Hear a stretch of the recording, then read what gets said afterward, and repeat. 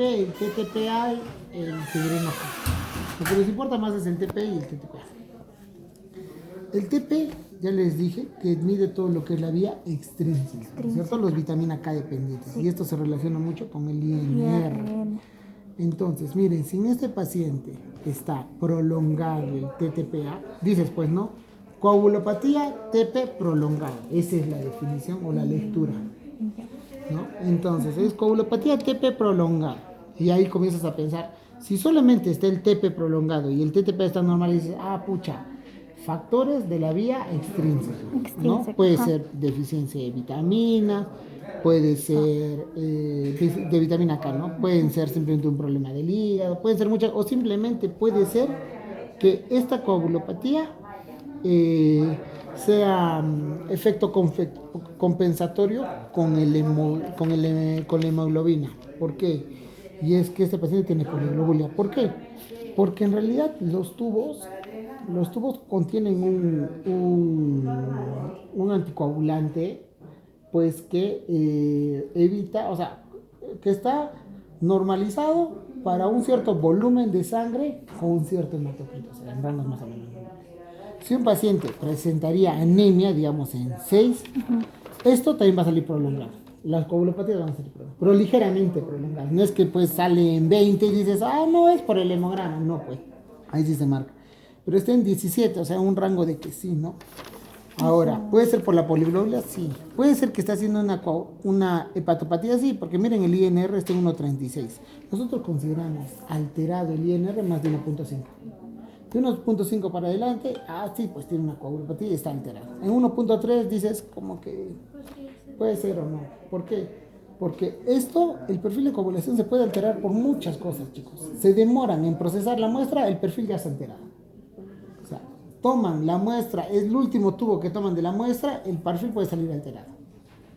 Pero sale pues ligeramente alterado, ¿no? Cuando ya es un marcado, una coagulopatía, una prolongación bien marcada, dices, pues sí tiene coagulopatía. En este paciente tiene 17. Vamos al hígado. El hígado está, pues la fosfatasa está ligeramente elevado con la GGT, ¿no? Entonces puede que esté haciendo una hepatopatía leve, que posiblemente esté estimulando a la prolongación. Pero no nos alarmaría, literalmente. No nos alarmaría. Pero ahora, y el TTPA te mide pues todo lo que es la vía intrínseca. Ahora, hay pacientes hepatópatas, como ya les dije, que los dos se prolongan. Y ahí dices coagulopatía TP y TTPA prolongada. Y siempre en una coagulopatía, lo normal por protocolo debería pedirse prueba de mezclas, de lo que ayer hablamos. Sí. Debería pedirse, pero en realidad no se hace, pues, ¿no? ¿Qué más? El fibrinógeno. El fibrinógeno es importante, ¿sí? Principalmente, el fibrinógeno se puede elevar por muchas cosas. Es un marcador también de reacción aguda. Si, digamos, uno se estresa, puede subir el fibrinógeno. Pero acá lo que a nosotros nos importa más que se eleve el fibrinógeno, porque está elevado, 480, y dices, oye, está elevado, ¿por qué? No puede hacer trombosis. No. Más de 1000 o de 1500 de fibrinógeno sí hay riesgo de trombosis. Pero entre 500 y entre 1000 dices, puede ser reactivo a muchas cosas y puede bajar poco. Lo que sí nos debe preocupar es cuando el fibrinógeno está menos de 200. Con menos de 200, o algunos días dicen menos de 150, tiene alto riesgo de sangrado. Tiene alto riesgo de sangrado. Y a eso se considera como una coagulación intravascular diseminada, un SID. ¿Qué es un SID? Es cuando las plaquetas están bajas, el paciente tiene hipofibrinogenemia, o sea, mira, por los dos lados tiene riesgo de sangrado. O sea, ¿por qué? Porque las plaquetas, ya les dije, ¿no? Es un factor importante en el proceso de coagulación. Y si es que las plaquetas están alteradas y el perfil de coagulación también está prolongado, el fibrinógeno, hay una hipofibrinogenemia, este paciente va a sangrar. Y hay que pasarle plasma, o crioprecipitados, que en realidad debería ser eso, de manera horaria para que se estabilice. Porque cuando un paciente con SID o con una coagulación intravascular diseminada comienza a hacer su crisis, parar su sangrado es recontra complicado, muy complicado. Se puede morir por sangrados. en los pacientes con SIDA. Ahora, hablemos propiamente de hemofilia. La hemofilia, chicos, ¿qué es la hemofilia? Alteración de los factores de coagulación. Nada. No, ¿Qué es la es hemofilia? una disminución cuando... Tampoco. Ay, no. Nada. Dana, ¿qué es la hemofilia?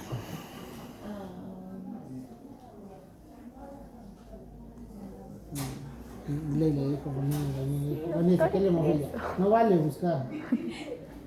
Todavía hace trampa en mi cara. ¿Qué es la hemofilia? Es incremento, debe ser incremento. No, es baja. Es cuando hay ausencia de los factores. Es una enfermedad hereditaria. Ah, sí, es hereditaria.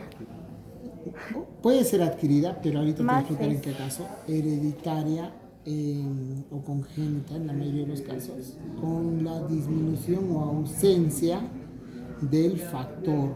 Sí. A es 8, Ah, el B es 9, 9. sí, ¿Sí o no? ajá. Ahora, entonces, al ser esto una enfermedad, pero vamos a hablar de lo más común, porque ahorita les voy a llegar a explicar cuándo es una adquirida. Esta enfermedad, pues la hemofilia A, estamos hablando de los congénitos, ¿no? Esta se relaciona a qué cromosoma. Al de varón. Al Y. ¿Y? Bueno. No de Flores, Leila. Es que la hemofilia es más que todo en los hombres. La A, pero. Ya.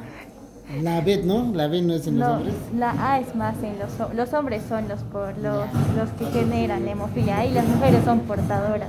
Ya, por eso. Entonces, ¿a qué cromosoma está ligado? Les he dicho que lean hemofilia. No han leído hemofilia. Miren, está ligado al cromosoma X. O sea, imagínate, primero imagínate un papá, primero la mamá, ya, portadora. No existe mamá enferma. Como está ligado al cromosoma X, la mujer no es enferma, ella no hace la enfermedad. ¿Por qué? Porque si tendría que tener los dos genes alterados como para que haga la enfermedad, pero esto no existe. No. Se muere. ¿Me entienden? O sea, este bebé se aborta. No existe, en realidad no es compatible. Entonces, y si es que el papá fuera, entonces existe un XX que es mujer portadora y un XY que es varón enfermo. El varón no existe portador. No existe un hemofílico varón portador. No existe. Ni tampoco existe una mujer enferma. O sea, si te dice una mujer, doctor, me han diagnosticado hemofilia, así, te están mintiendo porque no existe. ¿Me entiendes? Entonces, primero hacemos el ejemplo del varón, una mujer portadora con un varón sano, ¿no? Porque con la mujer portadora no sabemos, pues, si tiene o no tiene el gen, ¿no? ¿Qué pasa si te casas con alguien y había sido portadora de hemofilia? Por eso hay que saber sus antecedentes. Sí, y si es una mujer portadora, pues vamos a tener no, este no es. Si es una mujer portadora, sus hijos si es mujer, la posibilidad tiene el 50% de que sea portadora o 50% de que sea sana. Si es que es mujer, considerando que la mamá es portadora. O sea, si la mamá es portadora y tiene una hija mujer, tiene el 50% de que sea portadora y el 50% de que sea sana. Pero si es varón, tiene 50% de que sea hemofílico o 50% de que sea sano. Sano. Y esta probabilidad es en cada gestación, no es porque, digamos, si tiene dos hijos, uno es hemofílico y el otro es sano. No, puede ser los dos hemofílicos, o puede ser los dos sanos. ¿Me entienden? O sea, para cada gestación se saca la probabilidad. ¿Y cómo vas a saber eso? Porque, digamos, la mamá te dice, ¿sabes qué? Sí, pues yo tengo hermanos que son hemofílicos, ¿no? Yo tengo hermanos que son hemofílicos. Ahora, ¿qué pasa si el papá se casa un hemofílico con una mujer sana? Si es un hemofílico con una mujer sana, tengo el 100% de que mis hijas van a ser portadoras. Ay, ¿Me entiende? Por el X del las papá. mujeres Y voy a tener el 100% de que mis hijos van a ser sanos. sanos. Varones. Ah, ya. ¿Me entiende? Sí. Entonces, no existe, como le dije, no existe acá mujer enferma ni hombre portador. varón portador. Entonces esto al ser una enfermedad, sea con el 8 o con el 9 es lo mismo. Ah, ya. Entonces, ¿cómo sabemos que un paciente va a ser hemofílico? ¿No? Esto se va a dar, chicos, primero, generalmente se da cuando son en grupos poblacionales que viven así como en comunidades, como en Apurímac, en Tambopata o Tambobamba, creo que es. Casi todos son hemofílicos. Tenemos un buen grupo que son hemofílicos. Es igual, o sea, generalmente está por conjunto, ¿no? Y es muy importante siempre ver el antecedente familiar, preguntar, oye, yo tengo mi hermano que es hemofílico, pucha, ya voy relacionando, pues, ¿no? En realidad se le aconseja a las mujeres que son portadoras o que tienen antecedentes que no tengan hijos, pues, pero es muy complicado, pero sí, ¿no? Hay riesgo. ¿Por qué? Porque un hemofílico está pues sentenciado para toda la vida. Entonces, ¿cómo diagnosticamos una hemofilia, chicos? De la siguiente forma. ¿Cuál es la característica clínica de un hemofílico? Hemartrosis. La hemartrosis, perfecto, ¿no? La hemartrosis es el sangrado a nivel articular. Lo más común y lo más frecuente es en las rodillas, pues se puede dar en los codos, canillas, etc. Entonces, la forma del diagnóstico de estos pacientes generalmente más o menos se da a los 6 meses, 7 meses de nacido. ¿Por qué? Porque sus rodillas comienzan a hincharse. Recuerden que a esa edad el bebé comienza a gatear. ¿No? Comienza a gatear y allí existen los primeros golpes en la rodilla y ahí generan los sangrados. Es muy común, ¿no? Ahora, entonces, estos pacientes, al tener una sospecha de hemartrosis, se le hace pues el dosaje. Aparte de toda la historia familiar, que es muy importante, como les vuelvo a decir, se les hace el dosaje de factor 8. Entonces, el dosaje de factor 8 nos mide un hemofílico leve, moderado o severo. ¿Cuándo es leve? De 5 a 45. De 5 a 45. De 5 a 45% es leve. O sea, ¿qué significa? Que tiene de 5 a 45% de factor 8. Ajá. O sea, estos pacientes solamente necesitan tratamiento cuando realmente tengan un sangrado abundante. Los leves se observan. Ajá. Los moderados, ¿de cuánto a cuánto? 1 a 5. De 1 a 5. De 1 a 5 son pacientes moderados, que a veces tienen ese poco factor, les ayuda mucho y a veces solamente requieren profilaxis. Y los severos son menos del 1% de factor 8. Esos severos sí necesitan dosis semanal de factor 8. Ahora, entonces, en realidad en estos pacientes son pacientes en conjunto, o sea, tienes que pensar de manera multidisciplinaria. O sea, son pacientes que si tú les das el factor 8 y se controlan de manera normal, van a tener una vida tranquila. ¿Me entiendes? O sea, tienen que hacer sus actividades. Pero generalmente los hemofílicos, pues, siempre, ¿no? Desde niños hacen hemartrosis. Y las hemartrosis en algún momento, como se vuelve tan frecuente y tan común, hacen artropatías crónicas. Y estas artropatías crónicas son tristes, ¿por qué? Porque los desfiguran a los pacientes. Miren.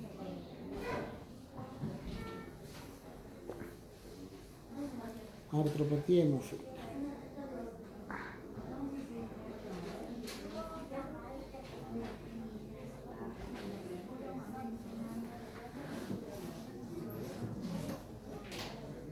No había la oportunidad en esta rotación de que vean hemofílicos.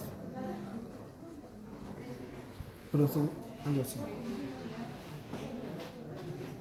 Miren las rodillas de estos hemofílicos. Ay, no. O sea, hacen este tipo de rodillas. Y se y generan esto, o sea, en algún momento tanto la sangre es irritativa en el cuerpo y generan esto, o sea, esta artrosis. Esta artrosis. O sea, hacen una artrosis bien severa y pueden llegar hasta prótesis en algún momento. Los hemofílicos terminan así. Como están postrados en cama, este es otro. Pierden su tono muscular y todo, ¿no? Pero estos pueden morir por cualquier sangrado. Pacientes que se golpean la cabeza y ya hemofílicos mueren por sangrado. Terminan así. Estas son las artropatías crónicas. hemofílicas. Ahora, entonces, ¿cuál es el tratamiento? El tratamiento hay que ponerle factor 8. Factor 8. Antes el factor 8, pues los frascos de complejo de factor 8 en realidad son producidos del plasma. O sea, no hay ningún medicamento que digan, este es factor 8 de manera artificial, ¿no? Como cualquier medicamento. En realidad las farmacéuticas que dan factor 8 les van y hay gente de la población que dona plasma y de ahí procesan y seleccionan el factor 8. ¿Me entiendes? Entonces es plasma, pero es un plasma pues procesado, ¿no? Bien. Antes, cuando no había el factor 8, chicos, se les daba plasma fresco. Porque el plasma fresco congelado de una persona sana contiene pues factor 8. No contiene, si es una persona sana, contiene el 100% de factor 8. Entonces, la única forma les plasmeaban, se les pasaba plasma, pero hubo una alta incidencia de pacientes con hepatitis B, hepatitis C y VIH. Por eso comenzaron a estimular luego a la compra recién de factor 8. ¿Por qué? Porque los hemofílicos, aparte de hemofilia, ya tenían hepatitis B, hepatitis C, VIH, triste, ¿no? Y desde ahí se le da factor 8. Ahora, entonces, como es una molécula biológica propiamente, al colocarle, pues en algún momento el cuerpo puede llegar a generar inhibidores o resistencia. O sea, el cuerpo comienza a aceptar, pero cuando ya se vuelve de manera crónica y a dosis no adecuadas, puedes generar inhibidores. Y esos inhibidores, ¿cuál es la función del inhibidor? O sea, tú le colocas el factor 8 y comienza a bloquear la acción del factor 8. Y aunque tú le pongas doble dosis de factor 8, no va a calmar el sangrado, no va a calmar nada. ¿Por qué? Porque hay un inhibidor que está actuando y está bloqueando esto. Y ahí se llama hemofílico, un paciente de hemofilia A con inhibidores. Y ahí el tratamiento es otro. ¿Por qué? Porque el inhibidor lo ha generado su propio cuerpo frente a esa reacción, esa molécula, porque ha comenzado a desconocer esa molécula. Se ha dado cuenta que no es de su cuerpo. Y ahí se le tiene que dar terapia inmunosupresora con ciclofosfamida, hasta rituximab. Ahora se le da un nuevo medicamento que se llama emicizumab, que es mucho mejor con lo que es con inhibidores. Ahora, ¿cuál es el tratamiento en estos? O hasta se les daba Ifeiba. Ifeiba es otro complejo protrombínico, otro complejo de factores, pero ¿cuál es la función? O sea, digamos, si está el factor 8 está siendo bloqueado por el inhibidor, viene el Ifeiba y hace un puente. Y actúa la población. Pero también cuesta caro. Todos son medicamentos de alto costo. Entonces acá es muy importante hacer, pues a los hemofílicos cada cierto tiempo se les hace prueba de mezclas para ver, porque si no corrige la prueba de mezclas, sospechas en inhibidores, en este caso el inhibidor para el factor 8. Y cuando se le hace otro estudio de inhibidores, recién, que se llama el estudio de Bethesda, recién confirma si tiene inhibidores o no. Y de acuerdo a eso cambias el tratamiento. Entonces aquí es importante que aquí es donde actúa la hemofilia adquirida. La hemofilia A adquirida sí se puede dar en varones y en mujeres, la adquirida, pero nunca se va a dar. ¿Por qué? Porque, o sea, si es adquirida es que yo he nacido con mi factor 8 recontra bien normal y por algún factor inmunológico comienzo a generar un inhibidor contra el factor 8. ¿Me entienden? Entonces, la hemofilia adquirida es una hemofílica con inhibidores. ¿Me entiendes? Nada más. No es que de un momento a otro mis genes dejan de producir factor 8 y me vuelven congénita. No. Simplemente es que tengo hemofilia A y ahí sí se expresan en mujeres, pero es con inhibidores. Y ahí el tratamiento nunca va a ser con factor 8. Aló, doctor.